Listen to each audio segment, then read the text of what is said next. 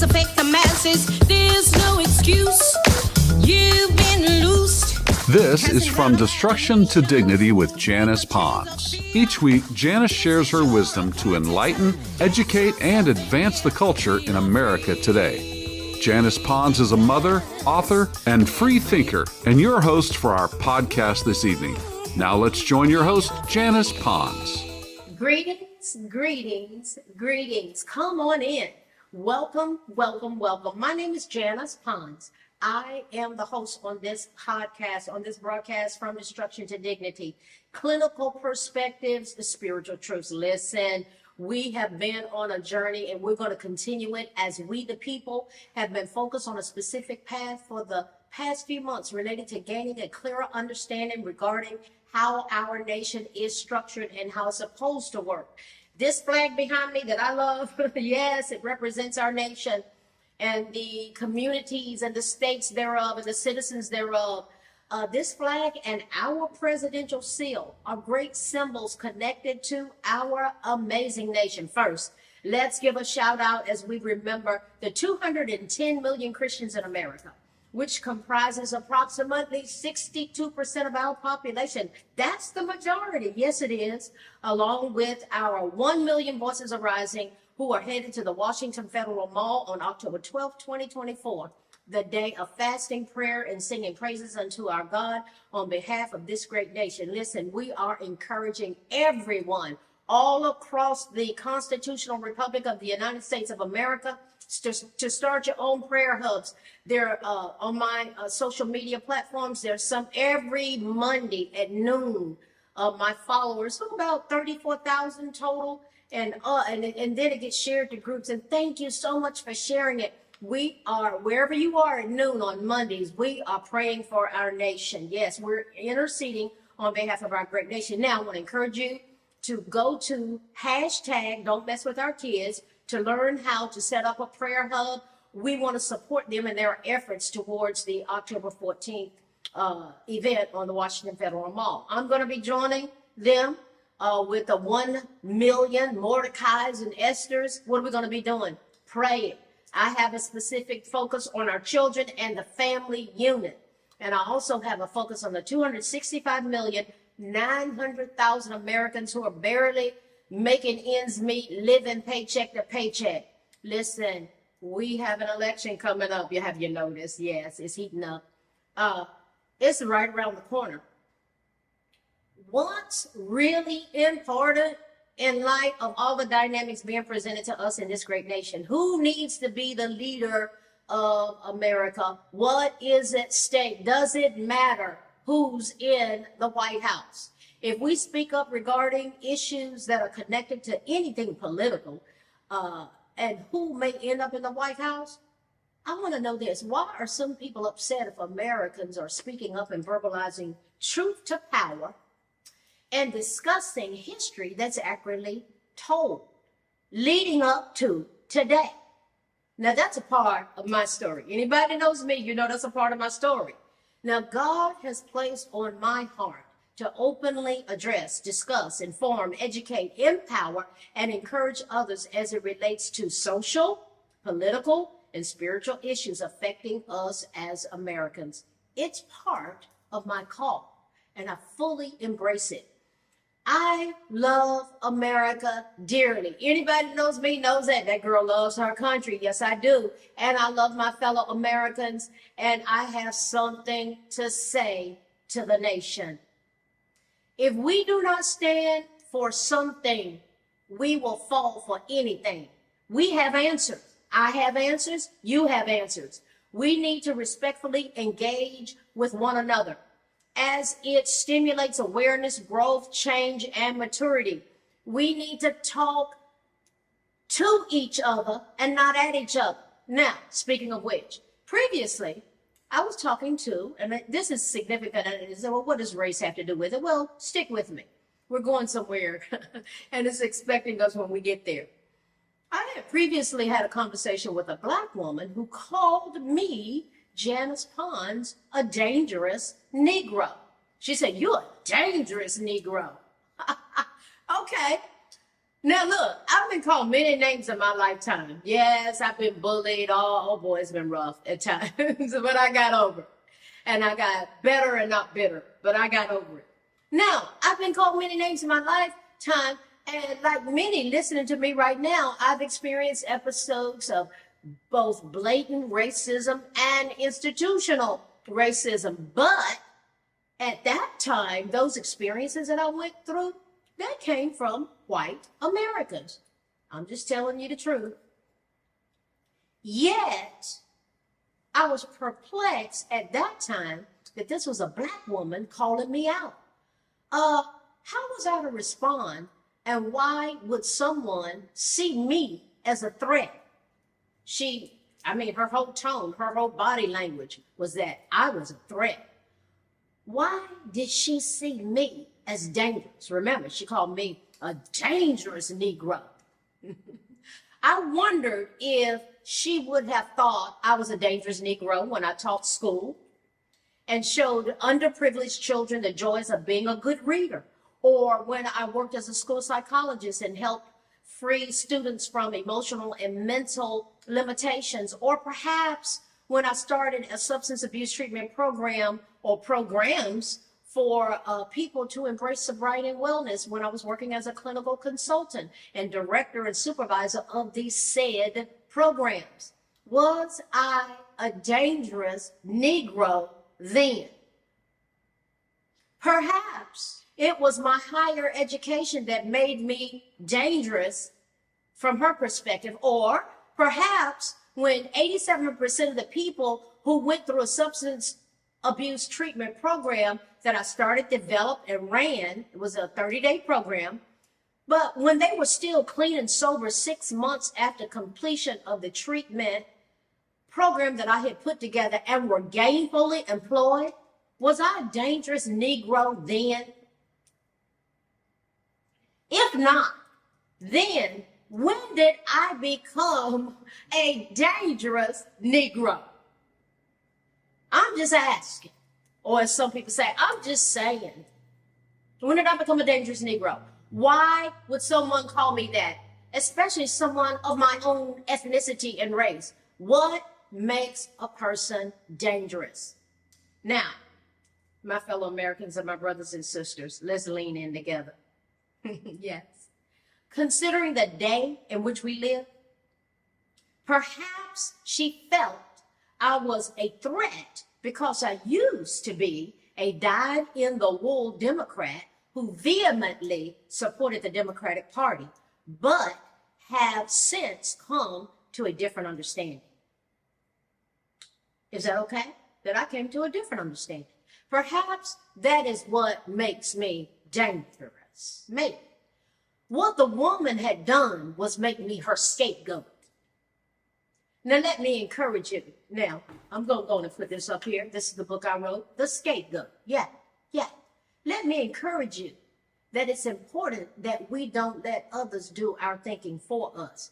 I had effectively become her scapegoat. You can get this on janicepons.com. It's an ebook, paperback, and audiobook. janicepons.com. The Scapegoat. And I might add, who is the most scapegoated American in our country right now? Now, I've been pretty scapegoated, but there's somebody that's more scapegoated than I am. Every one of us must become a critical thinker, able to examine historical and political facts for ourselves. We can no longer sit back and digest someone else's translation of facts, or we can do that. But I propose we're going to come up on the short end of the stick, or emotionally spazzed out. Will you journey with me to determine what has taken place in this great nation? A scapegoat, or one, we're going to dissect this a minute, this scapegoat concept. A scapegoat, or we can make someone else a scapegoat. It's what's happening right now. Now, let's look at a definition. According to the Merriam-Webster online dictionary, a scapegoat is defined as a goat upon whose head are symbolically placed the sins of the people, after which he is sent into the wilderness in the biblical ceremony of Yom Kippur.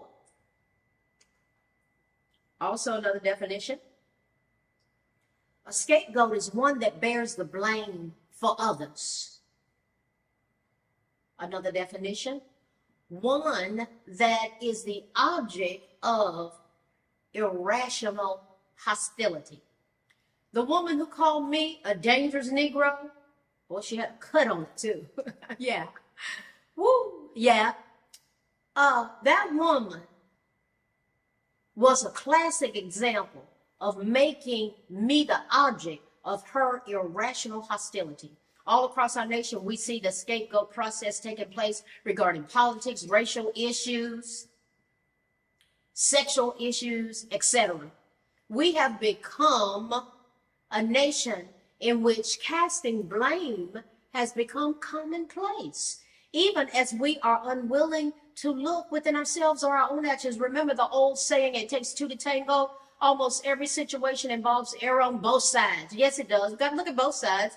And the only way we will ever reach a place of healing in our nation, which is so direly needed right now, you all know it, whether it's in the political or racial divide, we must be willing to accept our part in the process. As we continue to simply reason together, come, let us reason together. Let me encourage you that it is important that we don't let others do our thinking for us. Every one of us must become a critical thinker, able to examine historical and political facts for ourselves. We can no longer sit back and digest someone else's translation of facts. And facts is based on history that's accurately told all the way back up to the current time. Now, will you journey with me to determine what has taken place here? Now listen. As so succinctly stated by, and back where I'm from Greensboro, North Carolina, we call it homeboy and homegirl. That's a term of endearment. It's a beautiful thing. I don't care how old you are chronologically, you my homeboy, you my homegirl. I have a homeboy and a dear friend, Raymond Maxwell. I have so much respect for him. He said something. He said, the Joy Conference is over. Let the competition begin. See, Raymond Maxwell, he pointed out the Joy Conference is what occurred at the Democratic National Convention in August of 2024. Yet the message of joy at the DNC, the Democratic National Convention, hid something. And what it hid, truth, history that's accurately told, was Kamala Harris's poor track record. Now, this is Raymond sharing his heart. The joy that many felt at the DNC, we'll call it DNC, the Democratic National Convention, is not only naive, according to Raymond, it is completely out of touch with the reality that most Americans face today. Now, I want to interject this. Many months ago, I shared how 61% of working Americans are living paycheck to paycheck and can barely make ends meet.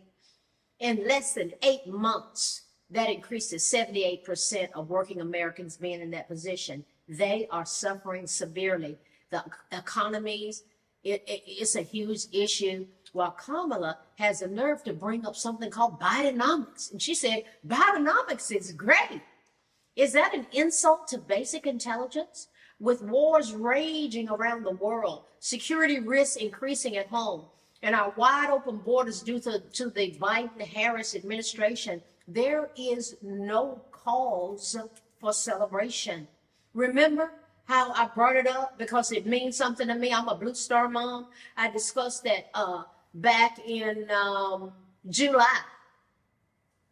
China and Russia had bombers flying off of our west coast. That's never happened.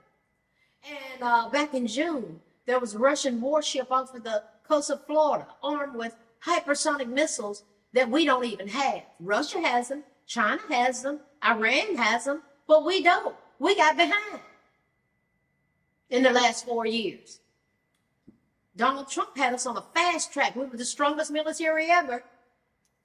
Are you concerned? I am. There's a lot that's occurred in the last 4 years. Then there's the issue of our borders. And we, the people, paying for the healthcare, housing, food, and giving a monthly money card to people who've come into our nation illegally. Baby, we welcome anybody into our nation, but legally. We welcome all those that want to come. Yet, we can't forget about the dire needs of American citizens. As pointed out by Raymond Maxwell, my amazingly talented friend, he's brilliant. He said, this joy that the DNC falsely portrayed is nothing more than a distraction from the serious problems that must be addressed and that are created by the Biden-Harris administration. Yes, we had C-19. It occurred, and it was perpetrated on us by who? Now, that's a whole nother podcast. Who started it? Where did it come from? Supposedly, that's over now. But I was in a church recently, and they said there's another variant that's just as deadly, and people walking around with masks on outside, on and on and on. So, from what we went through starting 2020, that part is over. But we'll see what unfolds. Between former President Donald Trump and Vice President Kamala Harris, who has the proven track record and the strength to even begin to address and fix these issues? Why should we trust Kamala Harris? People are asking that. She was the border czar. They tried to go back and erase it. It was said over and over again. Yes, she was the border czar. As the border czar, she has been instrumental in creating the horrible crisis in our nation that you don't hear them even taking responsibility for. When you miss it, I've just learned. I taught my son this, and I tell this to people that I supervise. I'm a director at a hospital. And I said, when something goes wrong, get on the front end and take responsibility and say what we need to do differently. Parents are facing going to jail if they even stand up for protecting their minor dependent children from tyrants who say they own these children in schools. Should parents have school choice initiatives anywhere in the country? Should our taxpayer dollars follow the backpacks and the families as they decide what school or educational options are best for their children and not the government?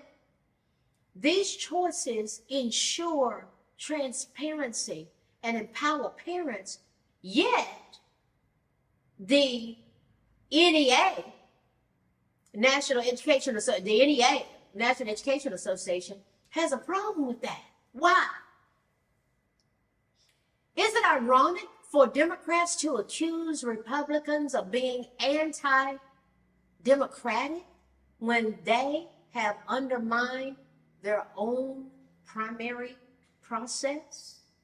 After endorsing Joe Biden, they sidelined the man in favor of Harris, who didn't even earn a single vote in a primary election. I've never seen anything like it.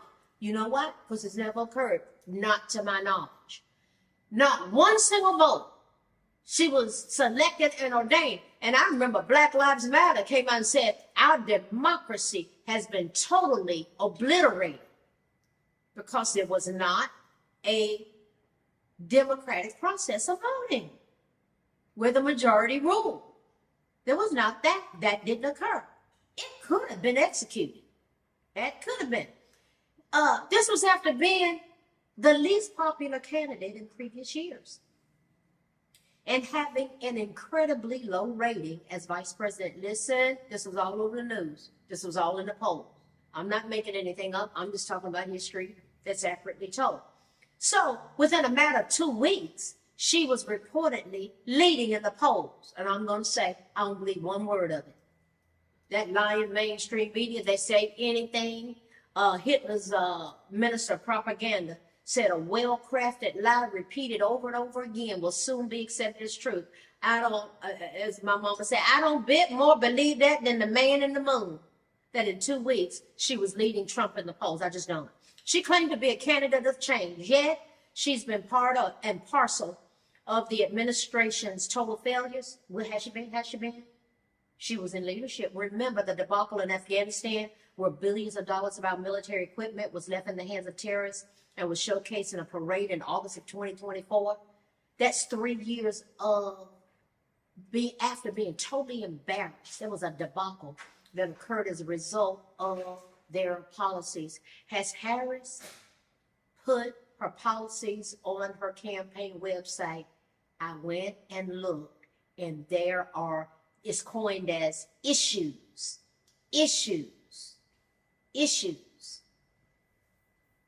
Go read it for yourself. And one thing that glared was Project 25, riddled with lies. Riddled with lies. Read it for yourself. Read it for yourself. Key issues like housing and federal price controls is a concern.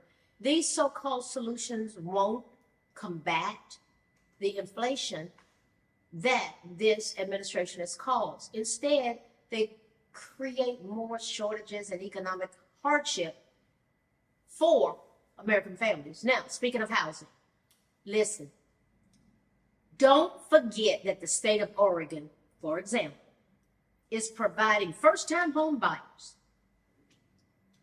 a $30,000 grant. It's not even a loan, it's a grant. Yay! However, it's not available to American citizens. But Americans are ineligible for the grant that doesn't have to be paid back. But guess what? They are going to pay for it through their taxpayer dollars. Listen, I'm going to go right straight down the middle. That kind of thing is a slap in the face to American descendants of slaves, ADOS, of which I am one. All Americans are ticked off and see this as a slap in the face. Listen, my ancestors worked for free for hundreds of years. And now this has been coined by a Republican lawmaker as state-sponsored discrimination. Our taxpayer dollars are being used to help illegal immigrants buy a home, while American citizens are living paycheck to paycheck and can barely make ends meet. Listen, my fellow Americans and brothers and sisters, it's time for real leadership and real solutions. I respectfully submit that Kamala Harris is simply going to go around the world cackling, being the same as she's always been, and not being able to deliver to protect we the people. If something does not change with her, she is going to be a huge problem. A dear friend of mine provided some incredibly thought-provoking reasons why he thinks that Trump is a superior choice to be who leads this nation. And that is my friend Raymond Maxwell. This is what he said. Number one, according to Raymond, he said border management is a serious issue. The Biden-Harris administration, they had opened southern borders. It's been a disaster. Harris was a border czar. Harris it wasn't attended to. When Lester Holt interviewed her, and he said, "You haven't been to the border." And she went, first she said, "We've been to the border. We've been to the border." And then he said, "You haven't been to the border." She said, "And I haven't been to Europe either," and started cackling. Wow. Trump, according to Raymond Maxwell, Trump was a better manager of the border. I, Janice Pons, would like to add that Trump told the president of Mexico that he would put tariffs on cars, and within 2 weeks, if I recall correctly, it was 2 to 3 weeks, Mexico had at least 16,000 of their troops taking care of the border issue on their side. End of story. That's leadership with backbone. That's power. I don't want platitudes and lies. I want power. and backbone. Raymond Maxwell gives his second reason why he thinks Trump is a better choice. On day one, Biden and Harris, for purely political reasons, put in force executive orders to deconstruct the energy independence, the dominance that Trump had so elaborately put in place, resulting in an immediate rise in fuel prices and contributing to overall inflation. Trump was just demonstratively, it was so marked, so strong and powerful. He was a better steward of our energy resources. Wow, it was just staggering how Russia was empowered. Things that happened with the Keystone pipeline here. People with good jobs just lost them. Anyway, I could go on and on. Go back and look and read for yourself. Number 3, this is what Raymond said. Prices under Harris have been higher in every category, even with the COVID pandemic. Trump did a better job of managing the economy, in part because of his efforts on number 1 and 2 that we just stated. And number 4, Harris talks a good game, according to Maxwell, on reproductive rights, but Maxwell's position, Raymond Maxwell, said, I'm fundamentally pro-life. Standard exceptions, of course. Same thing. Trump has standard exceptions. I saw on Kamala's website saying he's going to take away, this blew me away, birth control. Are you kidding me? Taking away the pill? If someone wants to buy it, that is just, see, that's a blatant, flat out lie. That he's going to take away birth control.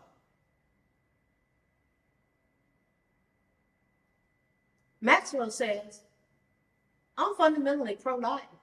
Standard exceptions, so Trump has the same ones. He said, and I believe full and complete access to abortion up to birth harms Black and brown communities in the worst ways. In fact, decimating them over the long term. According to Raymond Maxwell, these are his top 4. Plus, Trump's mean tweets never bothered Raymond Maxwell. Listen, I'm just talking out loud, and everything that I've said is truth. We are dealing with some strong dynamics in this country, and all of these things have emotional effects on people. And a lot of people find themselves being stressed out and being traumatized and dealing with ineffective ways to try to handle the stress, to get through it. So, in that light, we're going to look at our clinical perspective for tonight. Remember, this is From Destruction to Dignity, Clinical Perspectives, Spiritual Truths. We talk about everything from A to Z, history, but I want to provoke thought, bring awareness, and point us towards intervention. Let's look at some things together. And remember, this is not therapy. We're just talking about, I'm educating, I'm talking, I'm provoking thought and bringing awareness. And if you decide that you need some intervention, you can call your insurance company and get involved in the therapeutic process. I am an advocate of therapy. Or you can go to JanicePons.com and go to the resource page, and you will see how you can get a therapist. And there have been people that have done that. Powerful, life-changing testimonies. To God be the glory.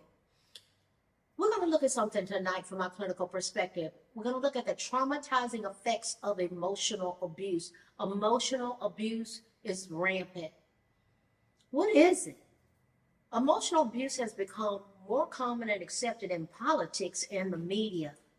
It's widespread and underreported, but should not be ignored. It can be more harmful than physical abuse, because you're realizing they didn't hit me, but I feel horrible. I feel accosted. I feel overwhelmed.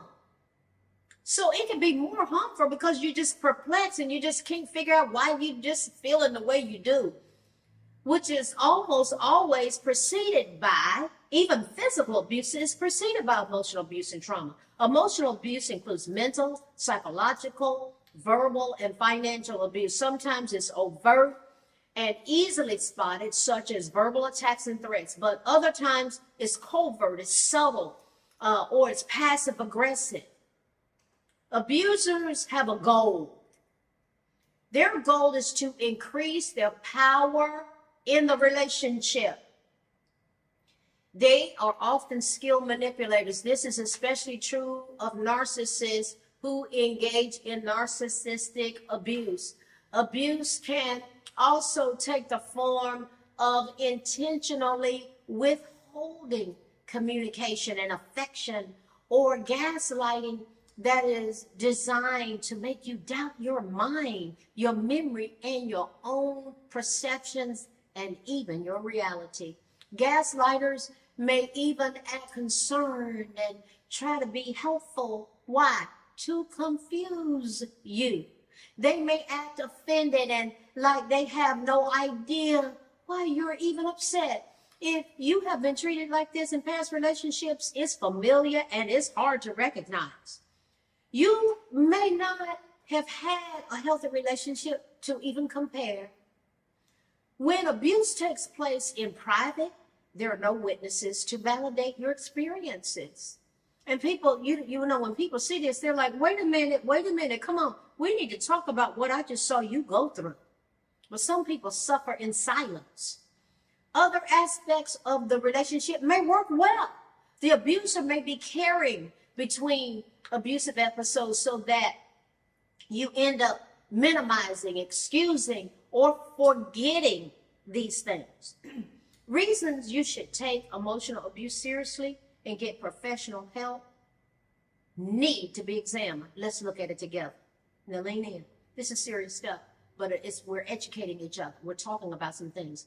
Emotional abuse, it lowers your self-esteem. Abusers avoid responsibility for their behavior and frequently use blame and shame to deflect responsibility and exert their power. It's about power and control. Power and control. You begin to feel less confident and competent.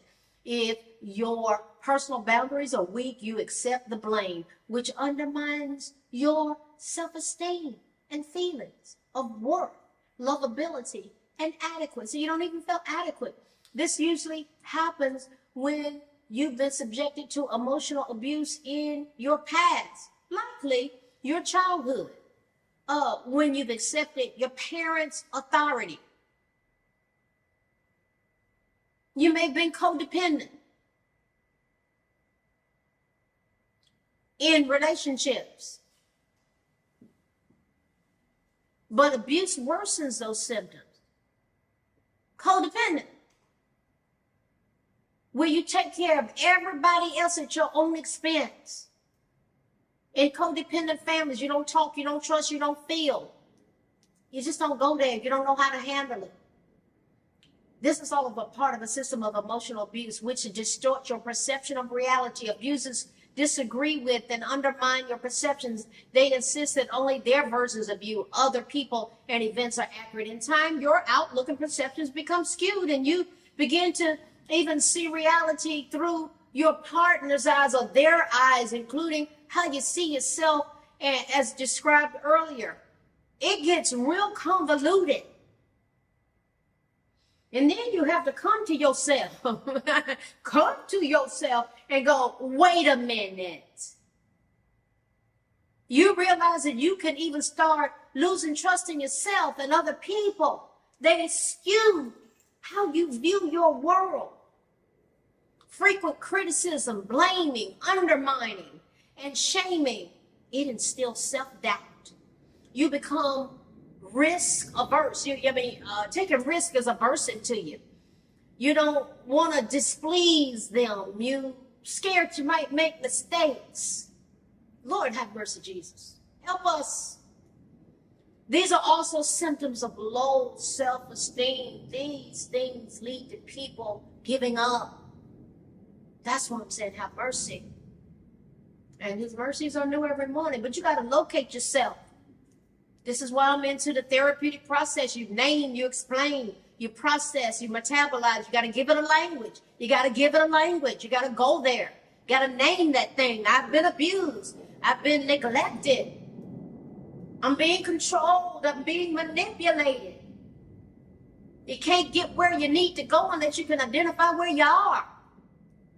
To add to your sense of insecurity, you may begin to distrust other people. Often, this is the abuser's intention and a direct result of abusive comments. Doubting your perceptions, your attractiveness, your decision-making ability, your financial and emotional ability to survive on your own makes it even harder to get away from it. God help us.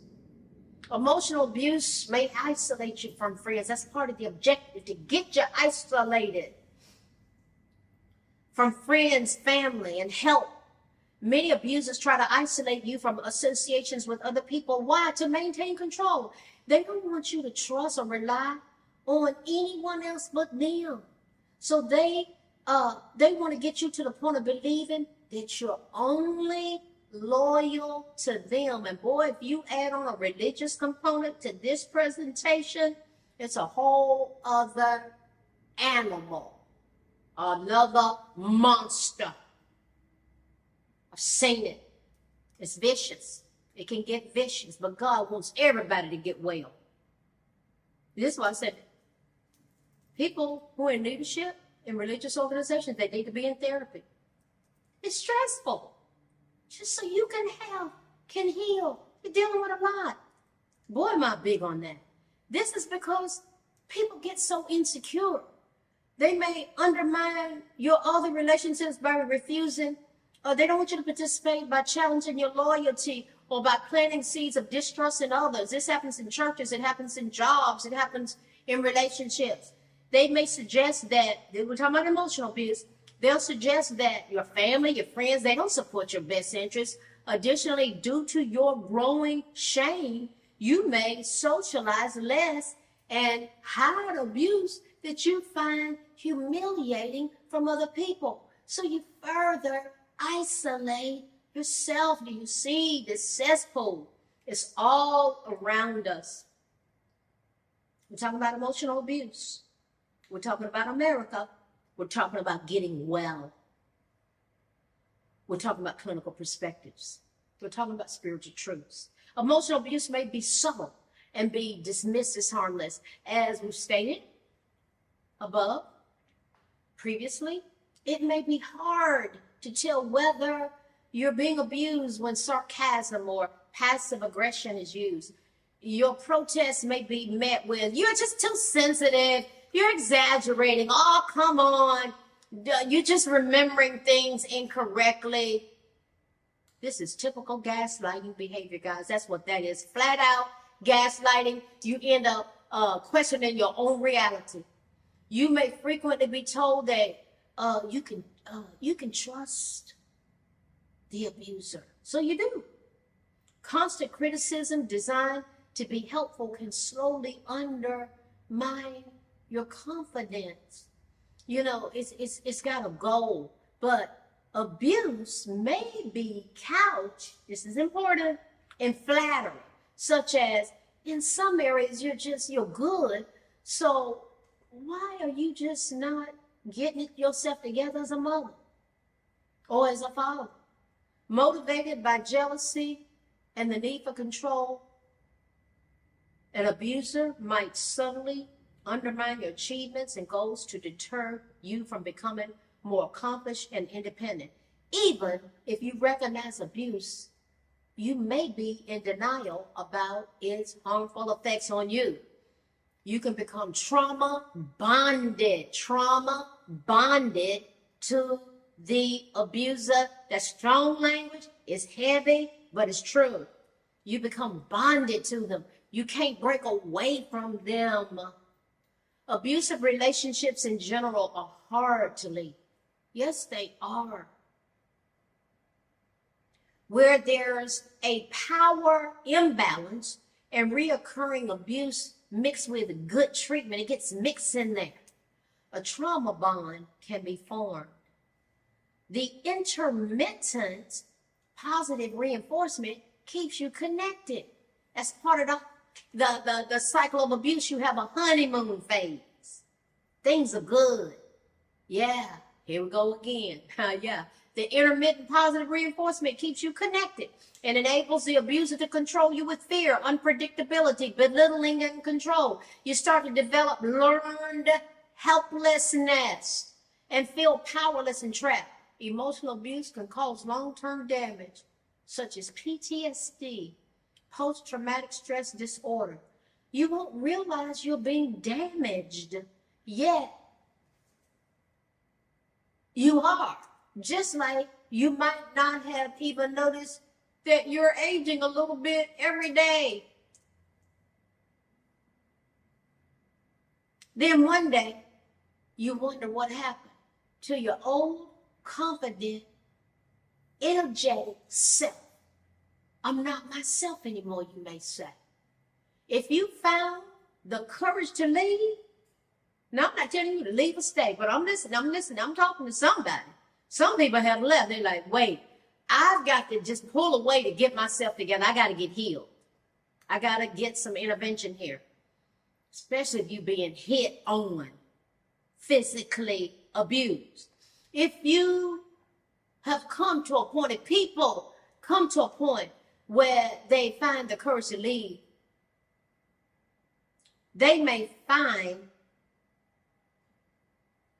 that they were fine, but they haven't realized the symptoms of PTSD and other problems that are caused by trauma and abuse. Now, emotional abuse and trauma affects your health, including mood and stress disorders. Abuse that is severe or chronic can affect your brain. Yes. Aside from PTSD, you may develop anxiety, depression, compulsive behaviors, or addiction, or an eating disorder, simply trying to cope. You may have physical symptoms. People can't sleep, their heart rate is faster, TMJ, with their jaws grinding, their teeth, anxiety, allergies, immune, digestive system disorders. People lose their sense of self, their power, their identity. They even lose it. They can't, their personalities, and you imagine children that are growing up like this, they end up having a borderline personality disorders because their personalities do not integrate the way they're supposed to and develop the way it's supposed to. Why are they conflicted? Growing up that way. Over time, you become more dependent on your partner or the dysfunctional setting, the relationship that gives them their own autonomy. They give up their own autonomy. They lose themselves. People end up squelching their feelings, their needs, and their wants. You can go along just to get along. You can start to mold yourself into your partner's wishes. Do less on your own and may even abandon your previous interests and friends. This further empowers the abuser and diminishes an individual as a person. They lose themselves. Imagine growing up and never finding yourself. Don't even have a sense of self. You see why the therapeutic process may be needed? The abuser may frame things so that you must choose between yourself and him or her in the relationship, and you accommodate them to simply avoid conflict. You're more susceptible to this manipulation if you're married young or were codependent prior to meeting that partner. With a weak sense of yourself, you automatically sacrifice and you lose yourself. You lose your interest. You don't even develop values to stay connected in a relationship. You don't know what values are. That becomes your highest priority, especially once a trauma bond is formed. You may fear getting close in new relationships. You're scared all the time. When you leave, you'll face new issues. For example, you may look forward to new relationships, but it's just hard to trust. You may be leery of losing your newfound freedom or repeating an abusive relationship. You may also attract new partners that are emotionally unavailable to avoid intimacy and being hurt all over again. The good news, I got good news. Yes, sounds grim, sounds bleak, but I got good news. The good news is that you can recover. Ask me how I know. Look, y'all know, I've gone through the therapeutic process. I was traumatized through Jim Crow, all that stuff.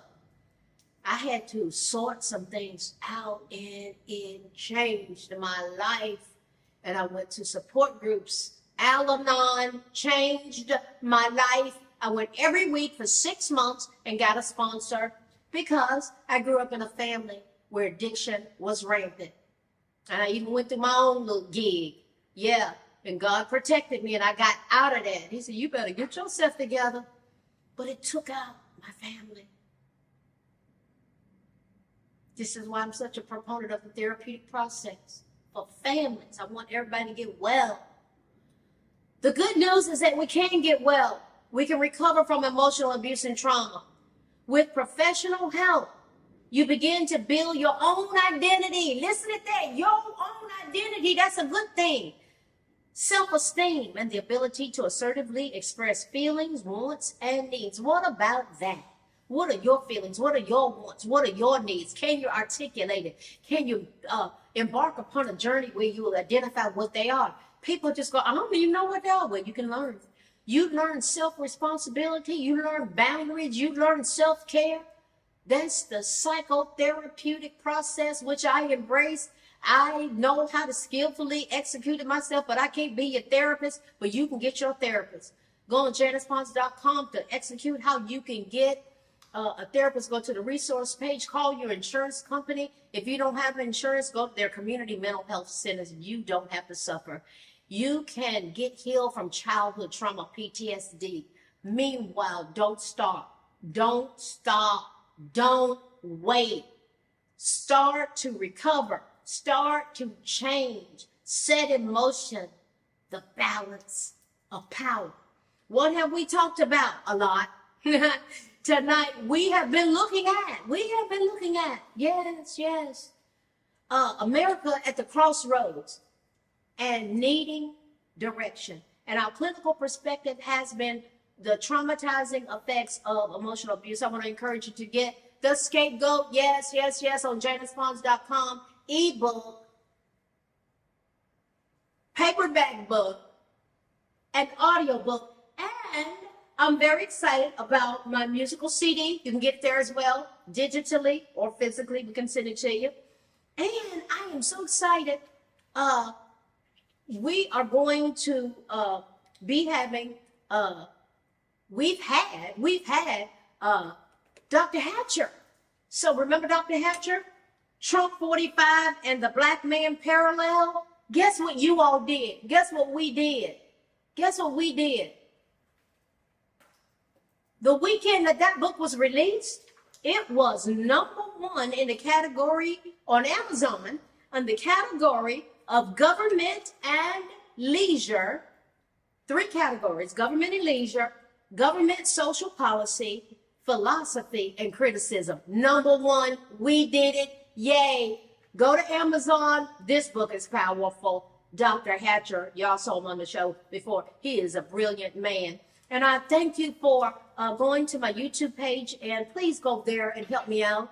Like, and subscribe, and you can even share. Listen, we're going to keep going on this journey because we the people, together, we are one nation under God, indivisible, with liberty and justice for all. As we go together from destruction to dignity. I'll see you next week. We're going to continue this journey.